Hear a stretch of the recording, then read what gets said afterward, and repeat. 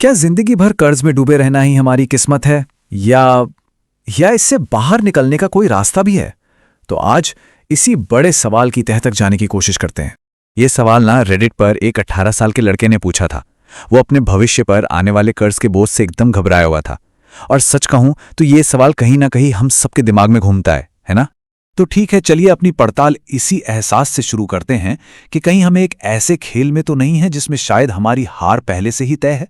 सबसे पहली बात तो ये समझनी होगी कि ये चिंता किसी एक इंसान की नहीं है। नहीं, ये एक कॉमन एक्सपीरियंस है। जब हम अपने आसपास देखते हैं, अपने परिवार को, दोस्तों को, ऑफिस के साथियों को, तो लगभग हर कोई किसी न किसी ईएमआई यानी मासिक किश्तों के बोझ तले दबा हुआ दिखता है। तो ये कोई पर्सनल फेलियर नहीं है। तो चलिए अब इस पर्सनल फीलिंग से जरा ऊपर उठते हैं और उस बड़े सिस्टम को देखते हैं जो इससे बना रहा है। और इसके लिए हम भारत के कुछ आंकड़ों पर नजर डालते हैं। ये नंबर देखिए, ये वाकई चौंकाने वाला है। 5.3%। ये भारत की घरेलू बचत दर है जो पिछले 47 सालों में सबसे कम है। इसका सीधा सा मतलब यह है कि हमारी कमाई से ज्यादा तो हमारे खर्चे हो रहे हैं और भविष्य के लिए कुछ बचाने की गुंजाइश लगभग खत्म होती जा रही है। और अब जरा इस प्रॉब्लम का स्केल देखिए, 42%। भारत की पूरी जीडीपी का इतना बड़ा हिस्सा सिर्फ और सिर्फ हमारे आपके जैसे लोगों के कर्ज से बना है। मतलब देश की पूरी इकोनॉमी ही इस बात पर चल रही है कि हम लगातार लोन लेते रहें। और ये नंबर, ये तो सीधा सीधा हमारे घर की बात करता है। सोचिए, एक एवरेज सैलरी का 1/3 मतलब 33% हिस्सा सिर्फ लोन की ईएमआई चुकाने में जा रहा है। और ये पैसा घर के किराए, राशन या बच्चों की फीस जैसे जरूरी खर्चों से भी पहले कट जाता है। तो सवाल यह है कि ये कर्ज आ कहां से रहा है? जैसा कि इस चार्ट में साफ है, होम लोन सबसे बड़ा हिस्सा है, लगभग 47%। लेकिन चिंता की बात क्या है पता है? वो है पर्सनल लोन और क्रेडिट कार्ड जैसे असुरक्षित कर्जों का तेजी से बढ़ना। ये अब कुल मिलाकर 35% हो गए हैं। और असुरक्षित का मतलब है कि इनके पीछे कोई गारंटी नहीं होती, जिससे ये और भी ज्यादा रिस्की हो जाते। तो सवाल उठता है कि ये सब हो क्यों रहा है? वजह है टेक्नोलॉजी। आसान क्रेडिट, बाय नाउ पे लेटर स्कीम्स और ढेरों फिनटेक एप्स ने कर्ज लेना इतना आसान बना दिया है कि हम सोचने से पहले ही खर्च कर देते हैं। बस एक क्लिक और लोन आपके अकाउंट में। और बस यहीं से हम एक न खत्म होने वाले चक्कर में फंस जाते हैं। चलिए अब इस पैसों के जाल से थोड़ा और गहरा उतरते हैं। यह मामला सिर्फ पैसों का नहीं है, इसके पीछे एक दिमागी खेल भी है।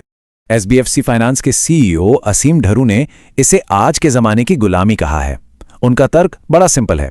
जिस पल कोई लोन लेता है ना, वो अपनी आने वाली कमाई को सिस्टम के पास गिरवी रख देता है और फिर हर महीने ब्याज के साथ अपनी ही आजादी के छोटे छोटे टुकड़े वापस खरीदता है। और ये देखिए, ये कितना दिलचस्प है। जर्मन भाषा में शुल्ड नाम का एक शब्द है।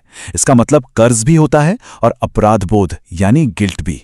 फिलोसोफर नीत्शे ने बताया था कि कैसे हमारे समाज ने कर्ज चुकाने को एक नैतिक जिम्मेदारी बना दिया है। अगर कोई कर्ज नहीं चुका पाता तो उसे सिर्फ पैसों का नुकसान नहीं होता, बल्कि वो खुद को नैतिक रूप से भी दोषी महसूस करने लगता है। तो पॉइंट ये है कि ये पूरा सिस्टम इस तरह से बना है कि लोग अपनी पैसों की तंगी को अपनी नाकामी, अपने कैरेक्टर की कमी समझने लगें। और जब हम कर्ज को अपनी पर्सनल शर्मिंदगी मान लेते हैं ना, तो हम सिस्टम से सवाल करना बंद कर देते हैं। हम खुद को कोसते हैं और चुपचाप ये बोझ उठाते रहते हैं। और बस यही इस जाल की सबसे बड़ी जीत है। लेकिन रुकिए, यहां बात सिर्फ प्रॉब्लम की नहीं होगी। अब बात करते हैं उन तरीकों की जिनसे हम इन जंजीरों को तोड़ सकते हैं और अपनी फाइनेंशियल आजादी वापस पा सकते हैं। कर्ज से बाहर निकलने के दो सबसे फेमस तरीके हैं। पहला है स्नोबॉल मेथड। इसमें सबसे छोटे लोन को पहले खत्म करते हैं। इससे एक जीत का एहसास होता है, एक मोमेंटम बनता है जो हमें अगले लोन को चुकाने के लिए मोटिवेट करता है। दूसरा है एवलांच मेथड। इसमें उस लोन पर सबसे पहले अटैक करते हैं जिस पर ब्याज सबसे ज्यादा है। गणित के हिसाब से इसमें सबसे ज्यादा पैसे बचते हैं। सबसे जरूरी बात यह है, वो तरीका चुनिए जिस पर आप टिके रह सकें। तो ये रहे वो 5 कदम जो आजादी की तरफ ले जाते हैं। सब कुछ शुरू होता है एक बजट बनाने से, ये जानने से कि पैसा आ कहां से रहा है और जा कहां रहा है। फिर फालतू के खर्चों को पहचानकर उन पर रोक लगाना, साथ ही अपनी इनकम बढ़ाने के रास्ते खोजना। इसके बाद अचानक आने वाली मुसीबतों के लिए एक इमरजेंसी फंड बनाना और क्रेडिट कार्ड पर अपनी निर्भरता को खत्म करना। ये कदम सुनने में भले ही सिंपल लगें, पर इनमें किसी की भी फाइनेंशियल लाइफ को बदलने की ताकत है। और ये कुछ बहुत ही छोटे छोटे प्रैक्टिकल स्टेप्स हैं जिनसे आज ही अभी से शुरुआत की जा सकती है। वो सब्सक्रिप्शन बंद कर दें जिनका इस्तेमाल नहीं हो रहा। बाहर खाने से बेहतर है घर पर बनाएं।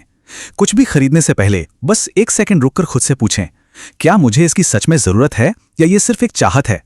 ये छोटी छोटी आदतें ही बड़ा बदलाव लाती हैं। और एक बात हमेशा याद रखनी चाहिए, असली फाइनेंशियल फ्रीडम अमीर बनना नहीं है। नहीं, इसका असली मतलब है अपने पैसे पर कंट्रोल होना। मतलब जिंदगी के फैसले अपनी वैल्यूज के हिसाब से लेना, ना कि ईएमआई की तारीखों के हिसाब से। तो अब सवाल सिर्फ एक है, इस सब कुछ सुनने के बाद अपनी फाइनेंशियल आजादी की तरफ आज वो कौन सा एक छोटा सा कदम उठाया जा रहा है? क्योंकि सबसे लंबा सफर भी पहले कदम से ही शुरू होता है।